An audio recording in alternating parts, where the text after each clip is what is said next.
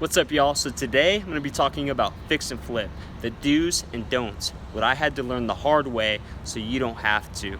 What I want to start out with is pretty much telling you guys why I came out to San Antonio. I came out to San Antonio to reinvest into real estate. I did well in Vegas and I wanted to come out here and I wanted to really get into some fix and flips because I had a buddy that was doing fix and flip out in the San Antonio area. I had previously invested into his deal, but I wanted to get a deal of my own. The first don't, I would say, is buying an off-market property that is in a bad area, even though it's close to the famous Riverwalk.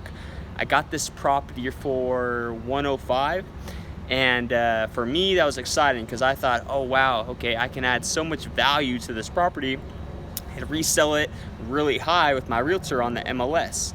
The big don't with that is you need to buy a property in a nicer area, and out in the San Antonio area right now what's hot is the Stone Oak northwest area.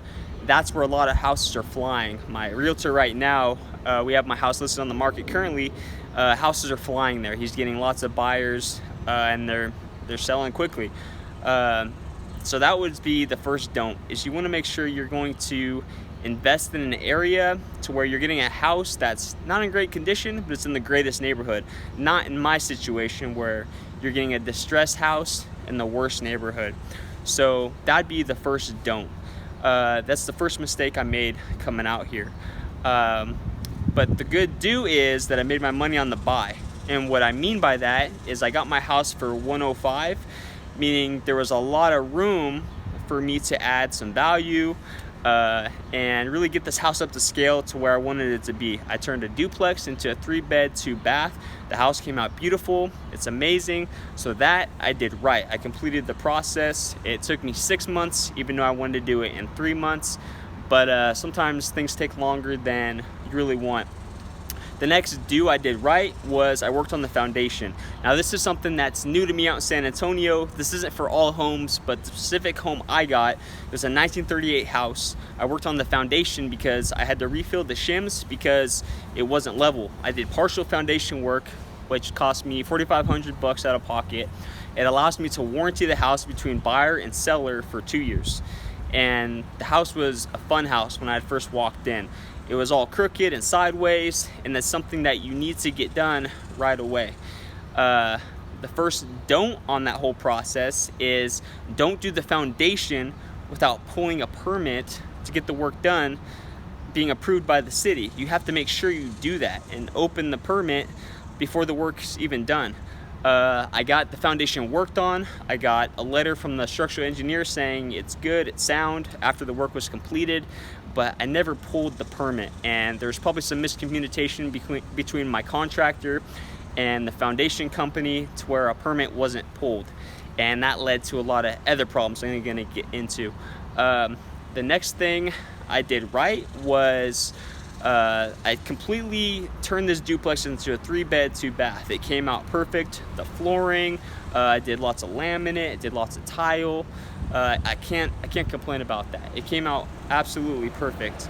I will say that I did spend way too much. I went way over budget. I only wanted to spend about $65 going into the rehab, even though the contract that I had gotten from a wholesaler said it's probably going to cost around $85.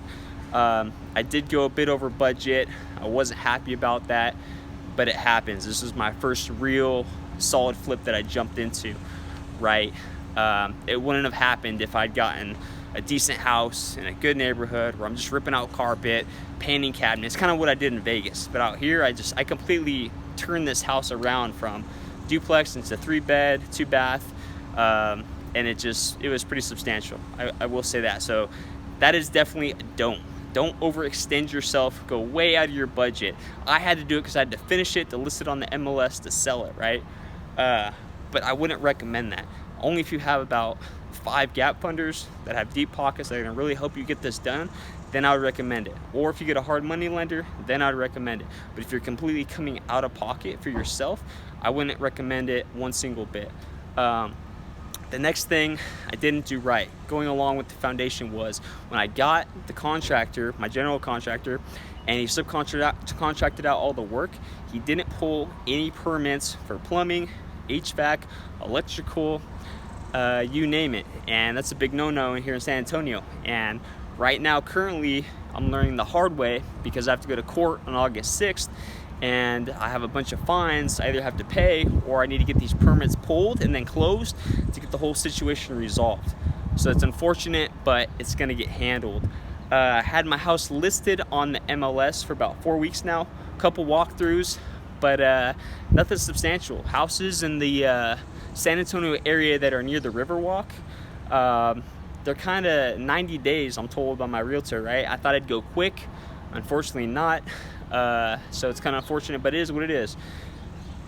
I might sell the house to another investor, potentially, or a wholesaler, and I might take a tad bit of a loss, but it's no big deal because I want to get back into real estate, reinvest, get into some multifamily, and continue moving.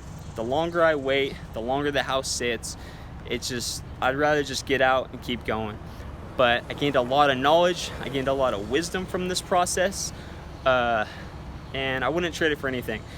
You know, a lot of things went wrong for the fact that it wasn't a bad neighborhood. I had my stove stolen twice, I had my AC unit stolen. That was terrible, right? But at the end of the day, it just had to keep moving forward. I don't know how I did it, but 6 months later, I made it happen, right? But those are a lot of don'ts. Don't invest in a bad neighborhood. Don't let your contracts get off the hook without pulling permits. It's super important. This is a Texas thing, right? I didn't deal with this out here in Vegas previously. But anyways, my fix and flip. If you watched part 1 and then you watch part 2, you can see how far along it came. But this is what I had to learn the hard way, so you don't have to. Okay? So I really want you guys to really pay attention to this, learn from my mistakes, and you're only going to be profitable. All right, make your money on the buy, get your house for a decent price, add some value, fix it up, and then sell high, and you'll kill it. So I appreciate y'all watching. Thank you very much. Be sure to like, share, and subscribe, and have a great day.